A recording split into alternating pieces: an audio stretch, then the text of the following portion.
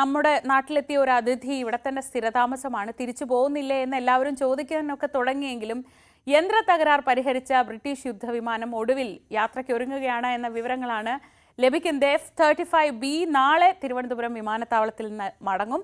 Parking fees ഇനത്തിൽ മാത്രം 8 ലക്ഷത്തിലധികം രൂപയാണ് തിരുവനന്തപുരം വിമാനത്താവളത്തിൽ ഇതോടെ ലഭിക്കുക. വിമാനത്തിന് സുരക്ഷ ഉറപ്പുവരുത്തിയ ഇന്ത്യൻ അധികൃതർക്ക് ബ്രിട്ടീഷ് ഹൈക്കമ്മീഷൻ നന്ദി അറിയിച്ചു. തിരുവനന്തപുരം വിമാനത്താവളത്തിലെ ഹാങ്ങറിൽ നിന്ന് തകരാറുകളെല്ലാം പരിഹരിച്ച് F-35B യുദ്ധവിമാനം നാളെ വീണ്ടും ബ്രിട്ടന്റെ പടക്കളത്തിലേക്ക്.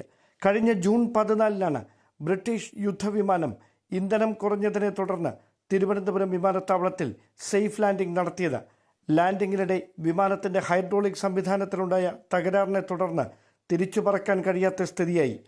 F-35 യുദ്ധവിമാനത്തിലെ പൈലറ്റുമാർ ഉൾപ്പെടെയുള്ളവർ ആദ്യം തകരാർ പരിഹരിക്കാനുള്ള ശ്രമം നടത്തിയിരുന്നെങ്കിലും ഫലം കണ്ടില്ല. ഇതോടെയാണ് ബ്രിട്ടീഷ് റോയൽ എയർഫോഴ്സ് വിമാനത്തിൽ ആധുനിക യന്ത്രങ്ങളുമായി വിദഗ്ധ സംഘം ഇംഗ്ലണ്ടിൽ നിന്നെത്തിയത്.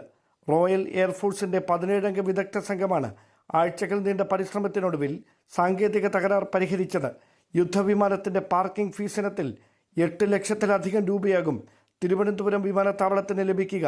പ്രതിദിനം 26,261 രൂപയാണ് പാർക്കിംഗ് ഫീസായി ഈടാക്കുന്നത്.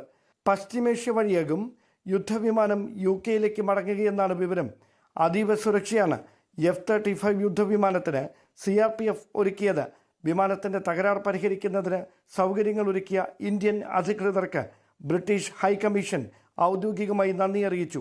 ന്യൂസ് 18 തിരുവനന്തപുരം.